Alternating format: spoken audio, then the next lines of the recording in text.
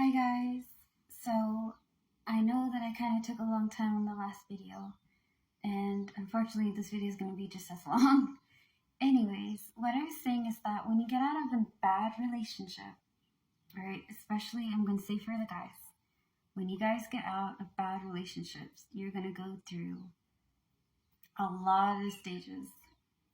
Like I stated in the last one, you're going to be upset. You are going to be upset about what happened. You're going to be upset that you went over, like, you're going to be upset at the person first off. You're going to be mad at them for everything that they've done, all the turmoil, all the chaos, the manipulation, the belittling. If it was physical, the physical abuse that you endured, and all you ever did was try to be the best version of yourself to be for this person, and all that you got in return was everything other than what you gave them, like the exact opposite. You get talked down to, you get belittled, you get hit, you get manipulated, you get your emotions twisted and turned so that way you feel like you don't even have the right to have anything because this person just took it all away.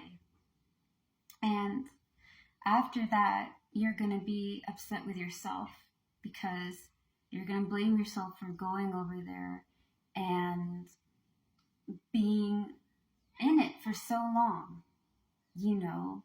Like you couldn't get out. You went over there and you suffered through all this and you didn't even ask for help, or, how dumb could you be when you knew this was happening? And your thoughts get nasty, man. They get really, really ugly. They come into the fact of like, it's all your fault. You should have done better. Or you should have known that this wasn't going to work. Or how can you be so thick to not see what was in front of you? And maybe you deserve it. And that's not true. You don't deserve that kind of treatment. You didn't deserve that kind of abuse. You certainly didn't deserve to have who you trusted the most, who you loved with all your heart, be the person that absolutely just screwed you over and treated you like dirt. It was not something that you deserve. Nobody deserves that. Then, after all that, you're going to have to take time to start learning yourself again. Because you've been with this person for so long, and whether we like to admit it or not, we pick up things from people that we hang out with. Like, I hanged out with this really cool guy, and he used to say, "It's gravy, baby," or little things of that nature will remind you of this person. He is not what I'm coming from with personal experience. This is just like an example of like when you hang out with people, whether it's relationship or friendship or even family members, we pick up different little habits from other people, and in return they also pick up habits from us. But you're used to having them by your side. And so when you have to get out of this nasty relationship, this abusive, this toxic, tar-like relationship with this toxic person, it takes a while for you to be used to not having them around because you've been with them for so long, and a piece of you is going to miss that. You're going to miss having them around, and you're going to be really upset with yourself that you miss this person that caused you all this strife, all this hell, all this difficulties. And it's a confusing emotion, man, because at the same time, you hate them for what they've done to you. You're upset and you're angry about the situation that you were put in and the things that you've been through and had to go through because of this person. And at the same time, a piece of you misses them. Sometimes a piece of you feels like that you and them are like together, that you're entwined, that they have some type of control or a tether on you, that somehow some invisible string, some invisible connection is with them. Especially when the relationship was like physical, okay, and even at times like sexually abusive. Because there are ladies out here in this world who are very manipulative and very nasty and incredibly rude. And we talk more on like how guys abuse ladies, but ladies, we can be just as bad, if not worse, because nobody suspects us, you know? And some of us feel like we can get away with it because we're ladies, and nobody would assume that a lady could do all these damaging, heinous, horrific things, and that is not the case. And when you have to deal with a lady or a person like that, it's hard. Because again, you came in there with good intentions, and what you got was everything but.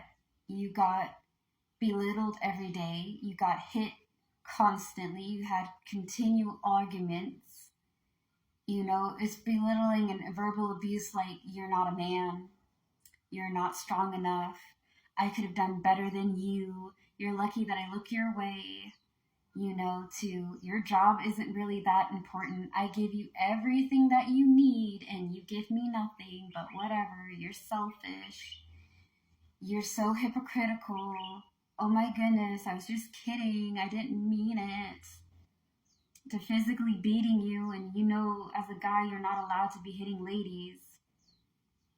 Nobody, here's my thing, lady or man, nobody's supposed to hit anybody. When you start feeling like as a person, your partner is a mature person, all right? If they're adults, if they're kids, they need counseling and they need to be able to get help in that way. But I'm really talking about like adult relationships.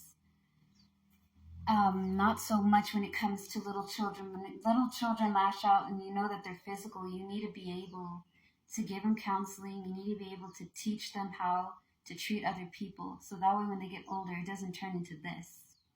As an adult, you know when you're at your limit to walk away. And for guys, it is a must because heaven help you.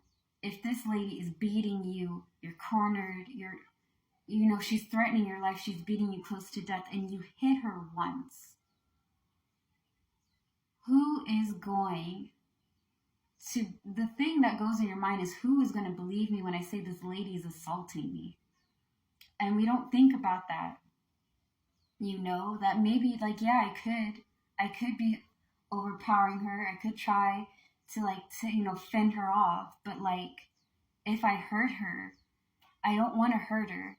At the same time, I don't know how to explain if I accidentally lose it and I kill her by mistake because she's beating me. No one thinks about the thoughts that go in your mind when you're in that situation. We get away with a lot because of that. And I think that if you're in that situation, if you can, run out of the house, go to somebody and get help. You know, if you can, go without hitting. Try to block all her hits. I'm not saying hit her back, because there's no way. There is ways for you to win, okay? I'm saying when you're a guy and you're in an abusive situation and the lady's hitting you, as a person, you try not to go over there and hit her back or hurt her, because you don't want to lose your temper and you don't want to accidentally go above and beyond and do something that you don't want to do. Also, how to go over there and explain to the police officers why she bruised and why you're both bruised, and see how she manipulates the story and makes it look like you're the one who started all this and that is your fault, the reason why she's bruised up, because you hit her first and she lost it and she had to defend herself. Situations like that happen. If you can, call the police and get proof that this person is hurting you and assaulting you. Because a lot of times when it comes to domestic abuse, whether it's men or women, you have to have all these evidence, okay? And you have to have everything from the beginning to the end documented, and even then you may not get the help that you need. More coming on the next video. Thank you guys for your time.